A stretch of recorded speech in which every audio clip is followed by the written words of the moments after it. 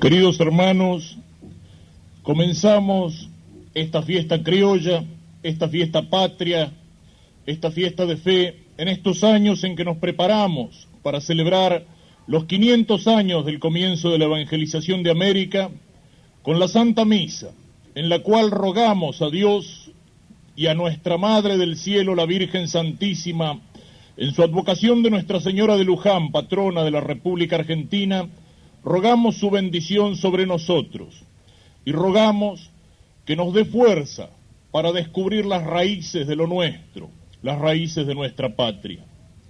Las raíces. Un árbol tiene que echar las raíces en la tierra para poder crecer y fortalecerse, para dar flores, hojas, frutos. Y cada árbol tiene su tierra propia. Uno es el árbol que crece en las selvas tropicales, otro es el árbol que se agarra a las piedras y que resiste en medio de un clima seco. Un árbol tiene sus raíces en la tierra. Lo mismo que en la planta en una familia. Un hijo tiene las raíces en sus padres y en aquellos que lo han antecedido y en aquel nombre y en aquel apellido que recibe. Y el hijo recibe en la familia de los padres y de los abuelos, recibe la educación, el ejemplo de la conducta, recibe el aprender a caminar derecho, recibe la fe y el aprender a rezar desde niño, recibe la lengua que habla, que no la aprende en la escuela, sino que la aprende de la enseñanza diaria de la madre y por eso la llamamos lengua materna. Un árbol necesita una tierra donde echar raíces.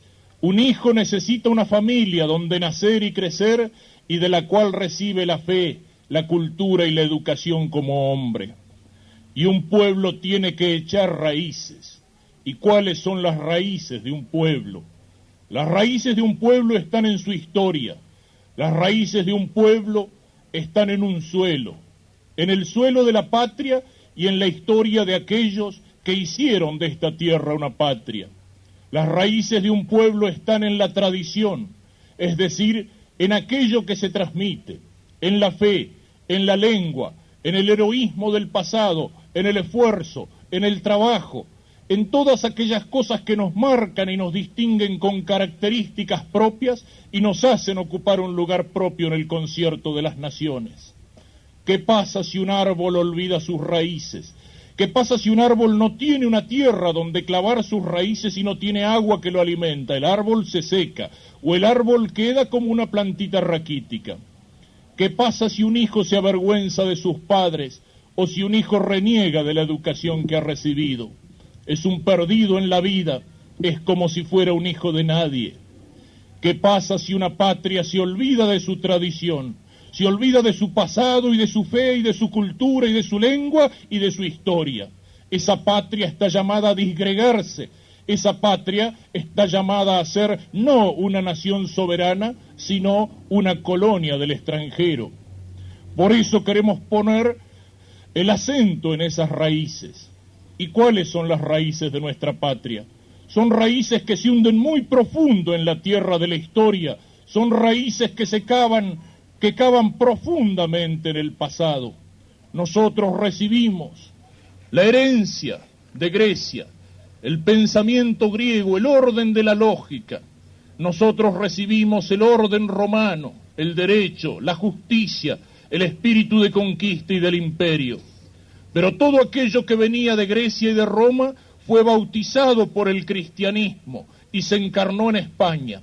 En la España conquistadora y en la España misionera, en la España que vino a estas tierras a ganar un continente nuevo, con la espada de los conquistadores y con la cruz de los misioneros. Y cuando España llegó a estas tierras, se produjo un encuentro de culturas, un encuentro ciertamente doloroso en muchos aspectos, pero porque fue doloroso, fue un encuentro fecundo. Como fue dolorosa también la separación nuestra de España, cuando al llegar a la madurez como naciones, decidimos que teníamos que independizarnos. Siempre es doloroso en una familia cuando un hijo o una hija ha llegado a la edad de la madurez y decide formar una nueva familia, y para formar una nueva familia tiene que dejar la casa de los padres. Así también fue nuestra separación de España. Fue independencia, pero no ruptura, porque todo aquello que habíamos recibido como herencia, como lengua, como fe y como cultura, quisimos conservarlo. Y de ese encuentro de culturas, las culturas indígenas con la cultura de la España misionera y conquistadora, y de esa madurez de pueblos que se independizaron de la madre patria, nació una cultura que es al mismo tiempo muy antigua y muy nueva. Nuestra cultura de la América Latina, nuestra cultura de la América Española, que también sintetiza el poeta nicaragüense Rubén Darío, cuando se refiere desafiando a Roosevelt y al Imperio del Norte, y dice: esta América nuestra que tiene sangre indígena, que reza a Jesucristo y que habla en español. Esas son las raíces de nuestra historia, de nuestra cultura y de nuestra patria. Raíces tan fuertes que fueron capaces de asimilar al inmigrante que llegó luego a estas tierras, al inmigrante que vino para abrir los surcos, para plantar las viñas, para cultivar la tierra, para levantar las fábricas. Aquellos que vinieron desde Arabia, del Líbano, aquellos que vinieron de Italia o desde Ucrania o de cualquier parte del mundo a habitar esta tierra, fueron asimilados por esa cultura y aprendieron nuestra lengua y se integraron a este pueblo y sintieron que esta tierra que los había recibido era como su segunda patria, y sus hijos no siguieron siendo extranjeros, sino que empezaron a considerarse argentinos. Esas son las raíces de nuestra tierra. Y esas son las raíces que a veces se niegan, de las cuales algunos se avergüenzan con las consecuencias trágicas que decíamos antes.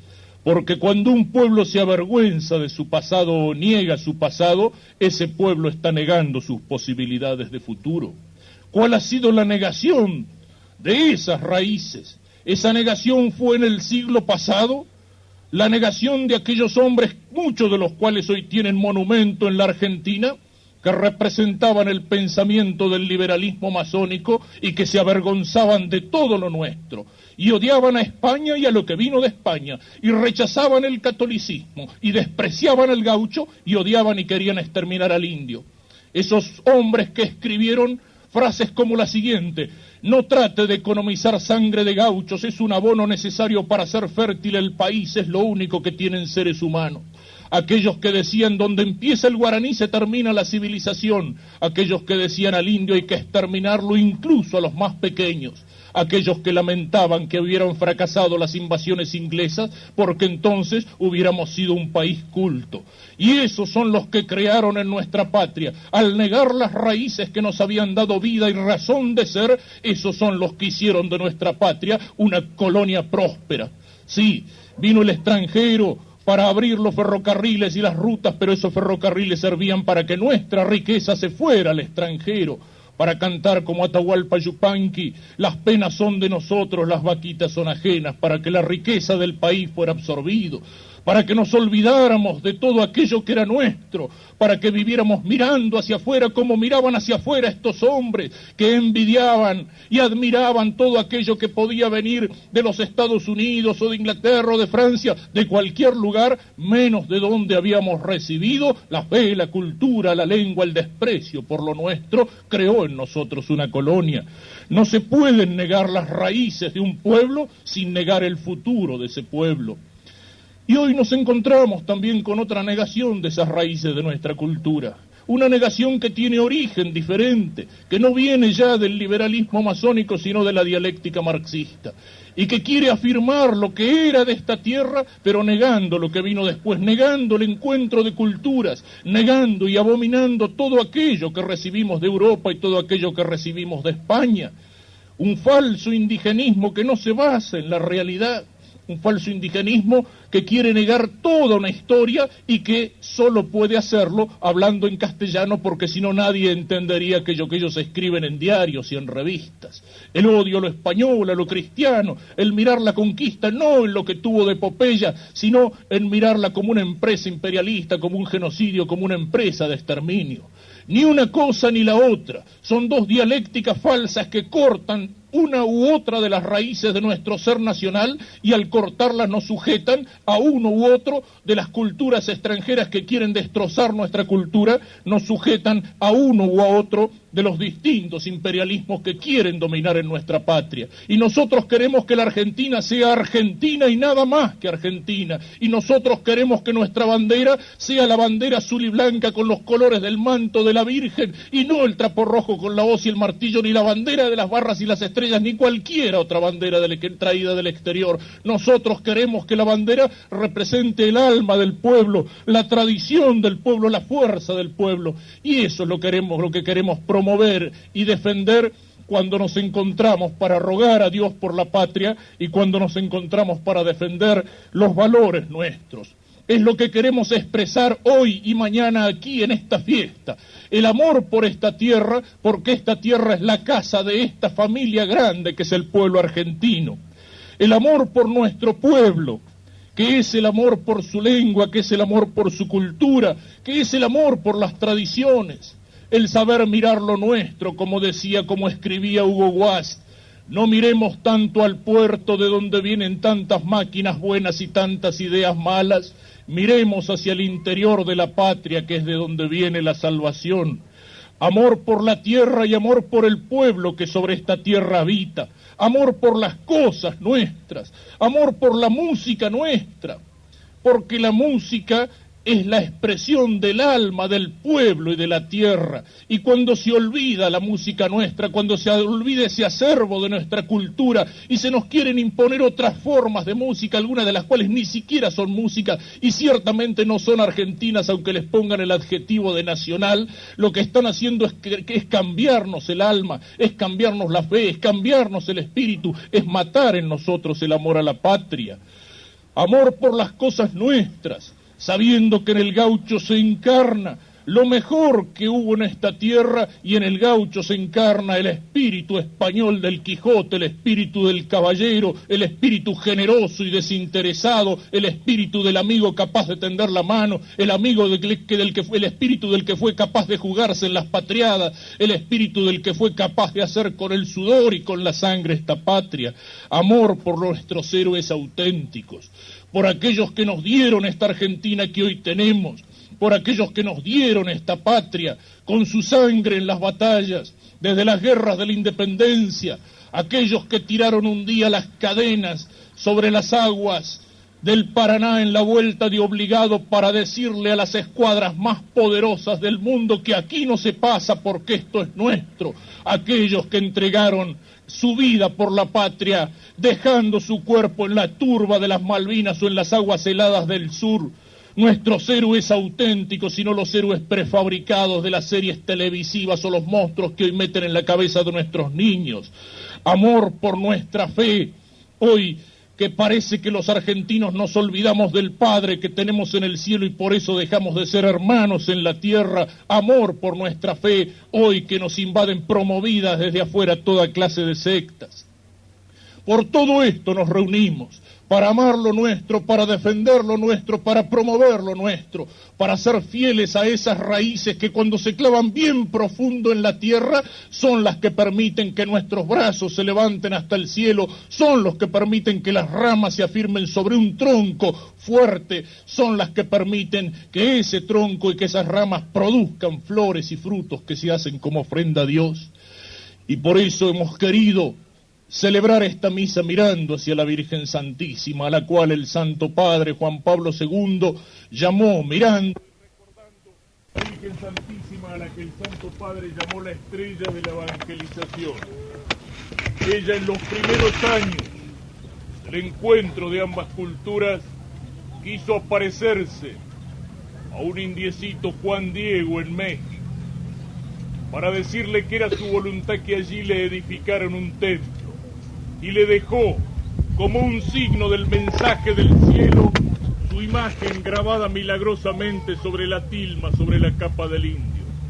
Y esa Virgen que aparece en los primeros años de la conquista, tiene en sus rasgos los rasgos de la mujer española y de la mujer indígena.